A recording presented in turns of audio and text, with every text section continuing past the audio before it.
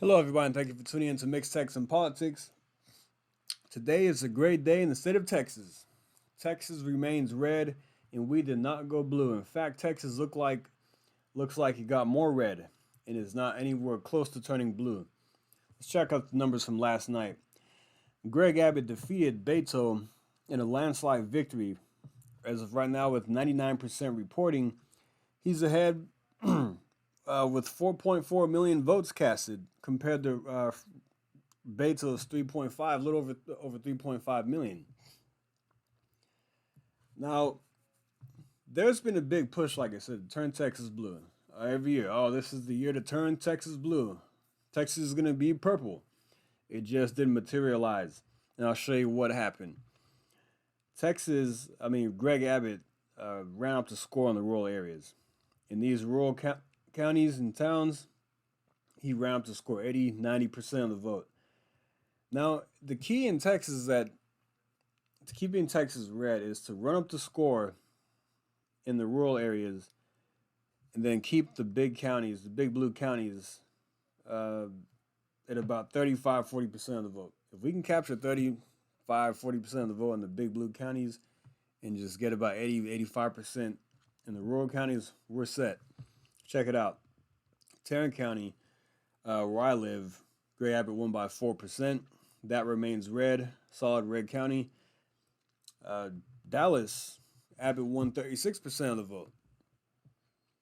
Go down to Austin, 25%, about 26%, no surprise there. We go over to Harris County. Greg Abbott actually won 45% of the vote in Harris County, where Houston is. Now that is huge because it is a big blue city, and Harris County is blue. But it looks like Greg Abbott made some great inroads there. We go over to Bexar County, where San Antonio is, and Greg Abbott was able to get 41% of the vote. And look, he, like I said, 89, 85, 75, 85, 90% of the vote here in the rural counties. That's what really just drove up that score and keeps the state out of Democrats' hands. And the Attorney General, Ken Paxton, did very well as well. He's winning by about 10% with 99% reporting. Lieutenant Governor Dan Patrick, he's winning by 10%, over 10%. He's going to win that. I mean, when it's all said and done, looks like he's going to win by about a million votes. And Texas Republicans won all statewide races. The Texas Senate and Texas State House both stayed red, and there was no blue splash here in Texas. It just didn't happen. The thing is that Beto ran on the near failure of the grid. He was only running on three things: the grid, which the grid has held up since that 2001 storm, and he was running on abortion, and he was running on the school shooting. I mean, you're not going to win an election running on those three things. Greg Abbott did a great job of tying Beto to the Biden administration, to Biden, by linking him to the bad border policies and the attack on the energy industry. He was linking Biden and Beto together. He did an excellent job of doing that, and I think it was very effective. I have to give the Texas Republicans credit. After 2018, when Beto came within 2.6 percentage points of Ted Cruz for the U.S. Senate, Republicans got together and said, "Hey, we can't let this happen." And it takes me back to Rush Limbaugh when he said, when somebody asked him, "How do you keep Texas from going blue?" He said, "The way you stop it from happening is you get out there, you compete. You don't let it happen. You compete with these people."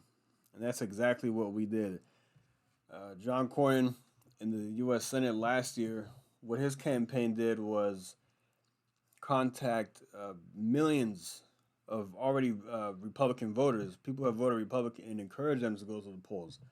What Democrats do is they just try to register new voters here in Texas. They try to register a lot of young voters. It's college campuses, and they want to get them to turn out, but they don't always turn out, obviously. But just because you register somebody to vote doesn't mean they're going to vote. What Republicans did was just contact voters. They made a bunch of voter contacts in this election cycle. The Texas Republicans made 5 million voter contacts, and that was proven to be effective as it got people to the polls. Now, turnout was a little bit lower than 2018 from what it looks like. It actually might end up being about the same for the governor's race, but it wasn't anywhere near what it was in 2020 because that was a presidential year. But with that being said, Texas GOP had a good strategy.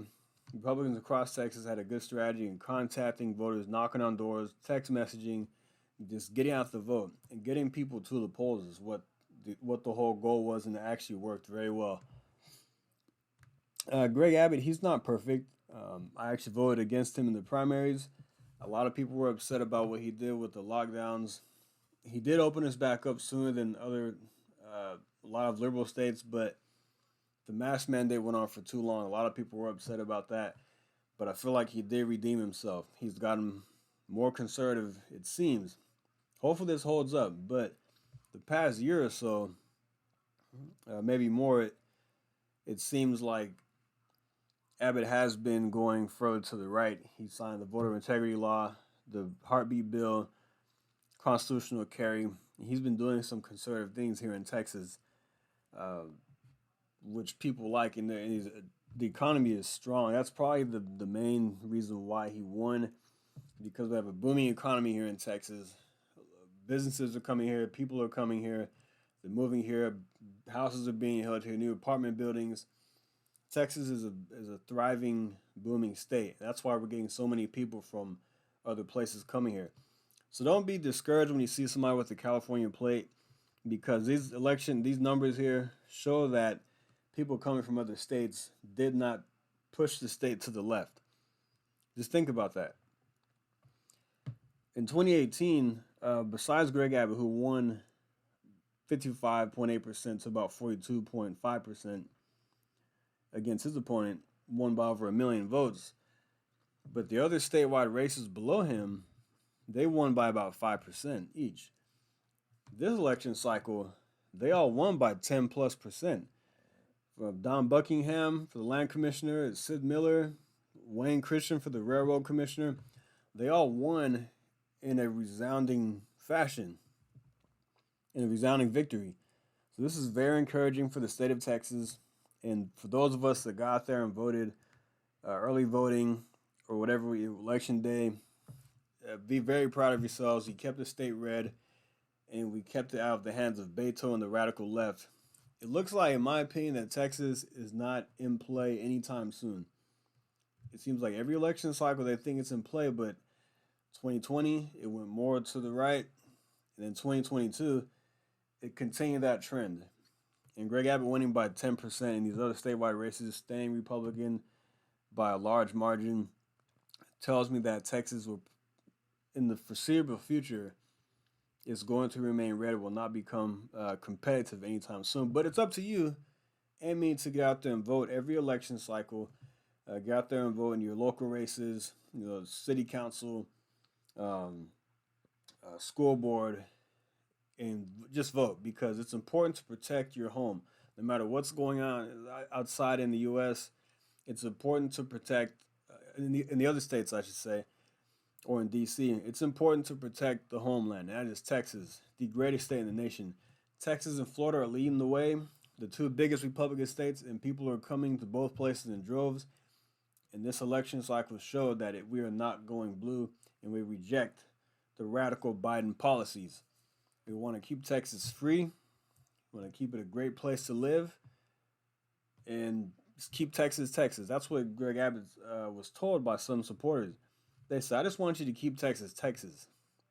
It's hard to explain to people, but once you get here and you live here, then you understand what it's like to be a Texan. I'm very proud of these election results, and I think there's a lot to hang our hats on, despite there not being the big red tsunami that we all wanted. But if you live in Texas or if you live in Florida, be proud of where we are right now. All right, guys, thanks for listening. Oh, real quick, give a shout out to Tim O'Hare, Tarrant County judge. I did some campaign work for him. He won Tarrant County by 6%. So Tarrant County is red, remains red. And it's also a shout out to the new district attorney there, Phil Sorrells. I hope I said that right. Sorrells. Yeah, but anyway, he won as well. I have a law and order district attorney in there, and we're going to fight crime and keep Tarrant County great. All right, guys. Thanks for listening. Like and subscribe, and you have a great day. Thank you. Take care.